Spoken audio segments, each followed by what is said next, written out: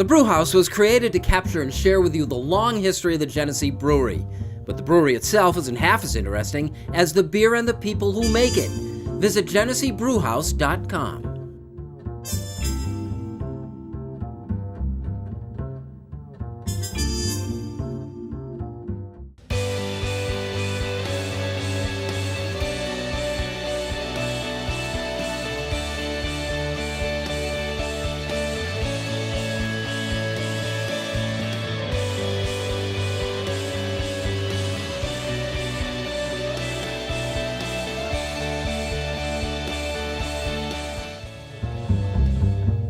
Hi everyone, and thanks for joining us. This is the Rochester Press Box, presented by the Genesee Brew House. A pleasure to have Dan Moriarty back in with us. Good to be here. Co-hosting, Mike Catalana. Yeah. Pat Duffy, what are you wearing? The Orange are back. John Kimmel, 1999 game-worn jersey. John was his dad, Shane Kimmel. John played for the Philadelphia Eagles and the Washington Redskins. Fun fact about this, it's a game-worn jersey because poor Shane had so many injuries, he did not play a single game despite being a four-year player at Syracuse University. You know, it's not on the agenda, but is it time to start getting behind these guys? Well, I mean, it was impressive what they did. They can be 4-0 for the first time, I think, since 1991. But I still think Dino Babers knows what he has. He's building. I think he's trying to build. But, hey, why not have a little excitement? They haven't had a lot to cheer about. Before they get votes in the AP poll. They're number one in the country in locker room celebrations. Yes. At least Dino Babers with his post-game speeches. That will pay off for him someday. Oh, it absolutely does. Hey, let's talk, not the Buffalo Bills so much, but what really everybody across the country is kind of talking about is what Vontae Davis. One of the strangest stories I've ever seen. I could understand, and look, everyone's rehashed this, I could understand him retiring after the game. It was his first chance to play all season aside from the preseason. He may have felt like everyone's going 60 miles an hour out there. I just can't get up to speed. I came off a big-time groin surgery, and I'm just not the same player I used to be. I've had a nice career. I just don't have it anymore. But knowing that they had lost Phillip Gaines, and this team was down cornerbacks and needed that guy on the field to just walk away, it's one of the more selfish things we've seen from a football player. Optics are horrible. Let's use a little semantics here. He quit and then he retired. Oh, don't be that guy. He quit and then he retired. He quit on the field. It was funny. Someone made the point, what if they were on the road? You think he would have done that? And then he'd have to buy a flight to get back to Buffalo? I was in the locker room after the game. Players were livid. And you usually don't see players call anybody out. And to Dan's point, if he would have done it, take yourself out of the game. Even if they are shorthanded. If he goes to the coaches and says, I can't go anymore.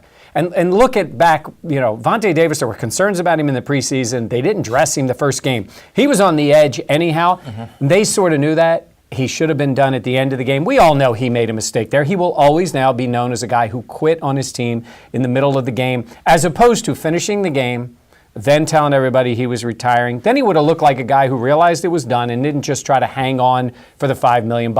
And all these guys with their hot takes around the country that he's got $5 million guaranteed and he left, well, he doesn't get the money. Most of that comes back. The team will probably fight him for some of the salary from the original bonus. So players were upset and they had every reason to be upset. In our pregame, you brought up what I thought was a real interesting case was Anquan Bolden. Mm-hmm. The similar situation somewhat last year. And is this systemic? Does this represent something that's wrong in that Buffalo Bills locker room? Well, that's just it. These are two unique stories, and they are separate from each other, but something about these two things together makes me wonder if there is something going on here. Why would, and I know you have the injury we just talked about and everything, but why would you have two veteran, respected players in back-to-back years just decide one day, I don't want to be a part of this? It's not even remotely connected, and I don't blame anything in this case with the team.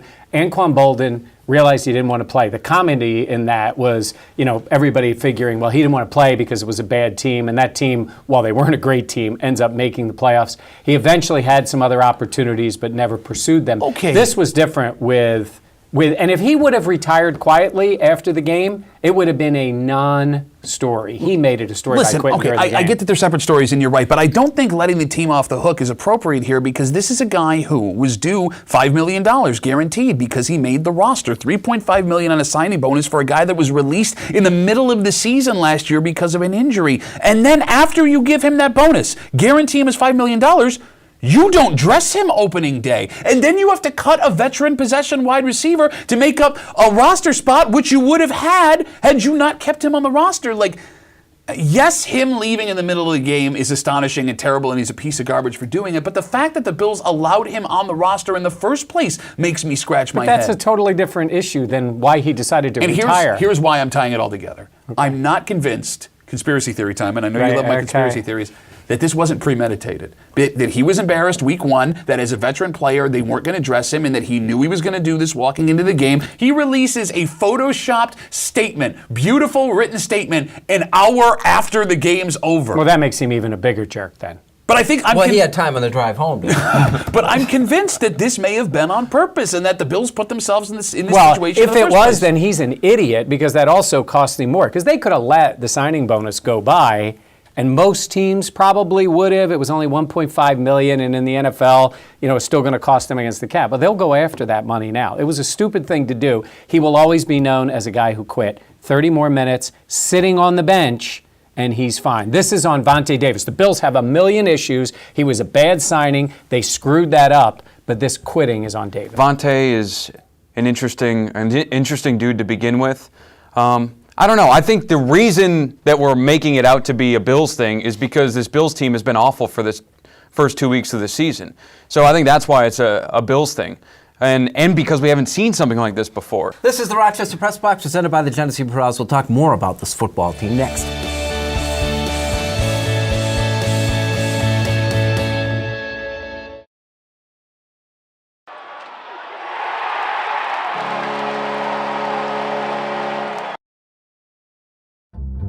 The Press Box is brought to you in part by Bay & Goodman Pizza, a local Rochester favorite. Corner of North Winton and Browncroft, Bay & Goodman Pizza.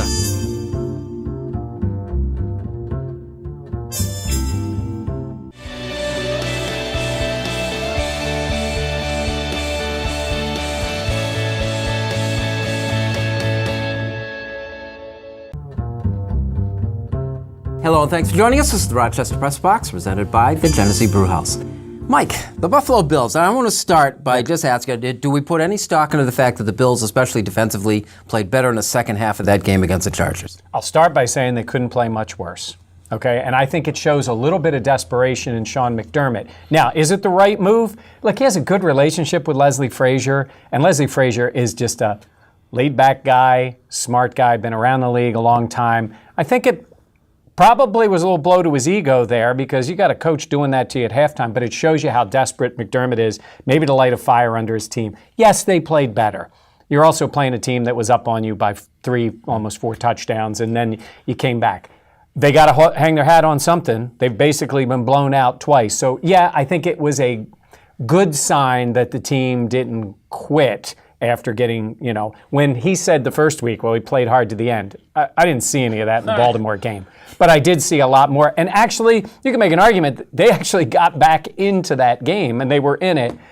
So, yeah, I'll say we can hang on to that until they get to Minnesota. Now, they're at Minnesota, 16-point dogs, which essentially, and you've got the stats to back it up, said they have no chance of winning. Yeah, it was something crazy where it was like, of the spreads that wide in NFL history, like teams are like 165 and 5 and 1. Yeah, I mean, come on, man. Like, you're going to Minnesota. This is by far the best team you've played all season. They got a quarterback that's new there, still looking to prove something. The defense has not stopped anybody. Forget when it matters, just has not stopped anyone.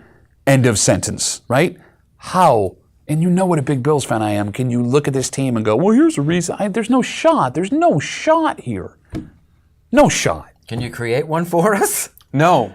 They're walking into a tough situation. Minnesota's a really good team. They're one of the Super Bowl favorites for a reason. That defense is maybe the best in the league. It's a really tough place to play. Josh Allen's first game on the road in the NFL, that's a big deal. Being on the road is going to be completely different. This offense has struggled to begin with. It would be nice to see the defense show the sort of life that they showed in the second half early in the game. Because for this team to have any chance to compete in games, they need the defense to show up. And that's where these first 2 seasons they've been here, where McBean have put their resources is into that defense. They're kind of banking on this defense at least keeping them competitive. Well, pick it. You got any guts? No. Honestly, I know the points are big, but there's a reason why the points are big. The Vikings are really good. The Bills are really bad. It's gonna be ugly on the road. Who covers? I'm going with the Vikings. I tell you all the time, it's not just who you play, it's when you play. Oh, that doesn't matter in this game. I don't see a scenario where they cover other than like a late touchdown, maybe to make it look a little bit better. Very tough spot against a team coming off a tie and have had 2 tough games. This is where guys buy up some stats. If you're the Vikings, I think it's going to be a really tough one for the Bills, and the Vikings cover. But I think they could take it easy on them. Not so much that it's a trap to an extent. Well, just to be different, I'll take the Bills with the points. Okay, you do that. When I was a degenerate gambler, anything at 7.5, I was taking. That's how bad this team is. I cannot take the Bills even with 16 points of a buff. Got another game for us? Arizona, Chicago. Chicago's looked pretty good the first 2 games, but you can't rely on a pass rusher to win you every single game. This is a game they trip up. I'll take them to cover 4.5 against Arizona. I like Tampa Monday night against Pittsburgh. It's a game I'm looking forward to. 2 teams in LA. I'm going to take the Chargers and the points. Close one with the Rams. I like Baltimore at home. I know they didn't look good last week in the Thursday night game against the Bengals. Division game, short week on a Thursday. They've had more time going into this game against the Broncos. I'll take Baltimore at home. All right. This is the Rochester Press Box, presented by the Genesee Brew House. Like it or not is next.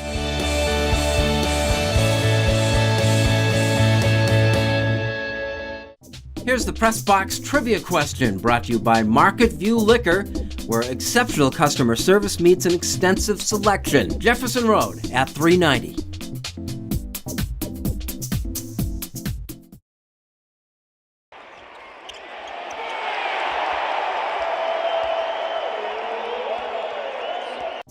Here's the Press Box trivia answer, brought to you by Market View Liquor, where exceptional customer service meets an extensive selection. Jefferson Road at 390.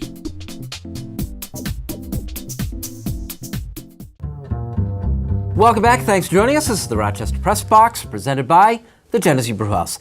Like it or not, Urban Meyer is back. Not like they missed him at Ohio State. Yeah, here's a little tip for Urban Meyer, and it'll be ironic coming from me. Shut up. Shut up. Why do you keep saying things like, you look bad. You made a mistake that probably should have cost you your job. All you have to do is shut up. But every time he opens his mouth, he's giving more and more headlines and burying himself more and contradicting a story further and making... I am very excited to see, we're taping this before the game starts, what the reaction from the Ohio State fans are going to be. And that makes you pieces of garbage. Look at me. You don't have to clap for the guy, all right? He's a great coach, fine. Do not standing ovate. Did I use that in the right way? I don't know. Okay, a man who was too stupid to keep his mouth shut after being caught for doing something wrong. This is horrible. We'll all do it, though. They'll do it for McCoy someday in Buffalo. It's maybe a little bit different with McCoy in that sense. But in this case, there's no doubt that he's going to get that. And to Pat's point, he does need to stop talking. You know these guys are mega ego maniacs, all these top college coaches. His comes out more and more when his back is against the wall a little bit. So, yeah, that's what's going to happen. How big a hit do you think he took? It obviously didn't affect the team, but he's Urban Meyer. Well, among Ohio State fans, none. But across the country, I think he did take a hit. Now, for the most part, I think he's through it now. Because he's back on the field. It'll be talk about the football team at this point. All the stuff that he's gone through, these statements, every press conference he's had during this whole ordeal has been awful. Although, we're going to be on to the next thing in a couple of weeks, and a lot of this will be forgotten about by many people. Now, some people that watch college football, like... Every time I see that guy talk, I'm going to be thinking about the last few weeks. But for a lot of people out there, they're going to be on to the next thing because there's so many things going on in today's news cycle. You're a Yankee guy, like it or not. Aaron Judge is back in the lineup. I think this has shown how important this guy is to the team. The way they played last season with him, it was a surprise season. Even though he didn't hit in the playoffs, having his presence in the lineup, having that demeanor in the clubhouse, the Yankees, this season, injury-wise, They've been without a ton of different guys. The one that has impacted them the most is Aaron Judge. He sees pitchers at the top of the lineup. He gets on base, getting on base, putting pressure on pitchers. It's a massive improvement. Is he back in time? To get it all back together. Hey, he gets a few at-bats going into the postseason, and this Yankee team, with him back on the field, we'll see if they can get it to click. When they clicked early in the season, they went 18-1 during a stretch. We know what they're capable of. I don't know if they're going to be able to turn it back on like that. This is the Rochester Press Box, presented by the Genesee Brew House. Unfinished Business is next.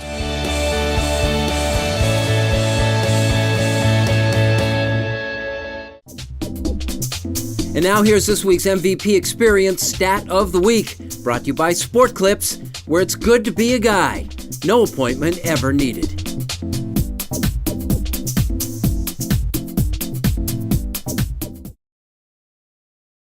now to Eichel. He floated one. Score! Sip. Peel. Win. Tweet high school boyfriend. Who's missing out now, Jeremy? Oh, man. Enjoy any large or extra large coffee for your chance at millions of prizes. Welcome back. Thanks for joining us in the Rochester Press Box, presented by the Genesee Brew House Unfinished Business, brought to you by Dunkin' Donuts.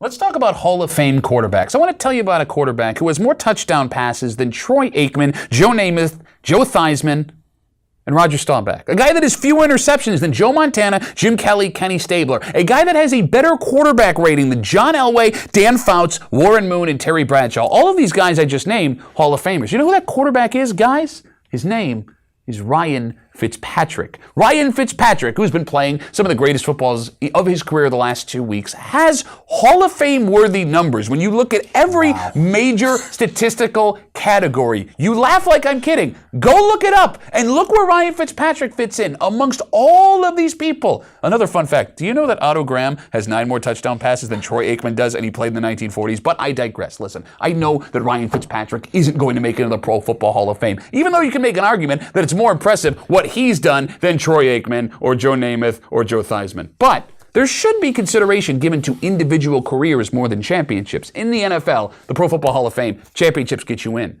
But when we're talking quarterbacks, they should take a look at guys like Ryan Fitzpatrick, not him in particular, but what about your Vinny Testaverdes? What about your Rich Gannons? Guys that didn't have weapons around them consistently that somehow managed to rack up numbers and make legitimate impact on teams. Is it the Hall of Fame for players? Or is it the Hall of Fame for Super Bowl rings? Because if it's players, we might have a problem here. Interesting names you bring up there. Last week we were asking about, Fitzpatrick. It says there's nobody like him. You can't find anybody that fits that profile. I would like to see a thing in the Hall of Fame to recognize players like that. They're not Hall of Fame players, and I think Pat knows he's not. I'm old. I'm Mike. I don't like fun. I'm sorry, you were saying? I love Fitz. Fitz is great. He was great with his time. He'll be great for a little while longer with Tampa before it goes. He enjoys himself. He's great. There are guys like that who have compiled a lot of numbers. Obviously, he's never going to make it as a Hall of Fame player. Because of guys like you getting votes. That's why, right. Mike. Yeah, we keep him out. Daniel? I don't even know where to go from here. I was hoping you'd bring that out after seeing that on Twitter. I'm going to go to the sport whose season is basically over, or it was over a couple of weeks ago after the 4th major. Golf. The only reason golf is relevant this week and in a couple of weeks is because one guy's back. A 42-year-old is back and playing, and maybe this is the most important season that he's had in a decade. That's Tiger Woods. We've talked about how just having this guy back on tour, getting the average fan to watch a niche sport that really only golf fans have been watching with him out, is huge for the game. All these young stars, all these young players, guys don't really know all that much because they haven't been watching the sport.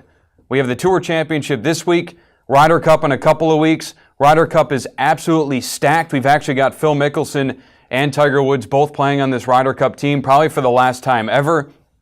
It just gives us something to watch at the end of this golf season. So, Tiger, keep that back healthy. Keep out there playing. Even if you're not winning, this last part of your career might be the most important part. It's almost like having Michael Jordan playing against the young guys who grew up watching him. It's great. It's one of the stories of the year. You're going to hear this argument, and it comes out every year when a team is bad, like the Bills have been for a couple of weeks. You'll be at a bar or hear it on the radio, and some guy would say, how would Alabama do against an NFL team? And it's funny, and everybody tries to make it. But let me just clue you in on something.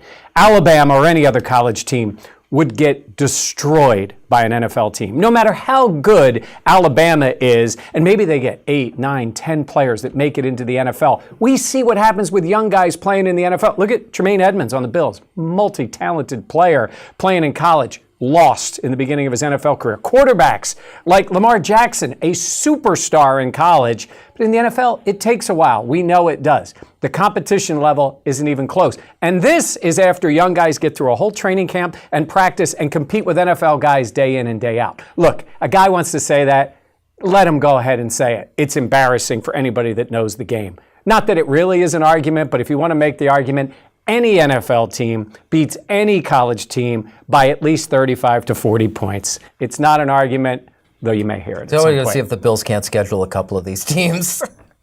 Yeah, I think they win. Unfinished Business brought to you by Dunkin' Donuts. America runs on Dunkin'. Danny, thank you very much. Always a pleasure. Thanks for having me. Guys, great as always. Thank you for joining us. See you next week with the Rochester Press Box.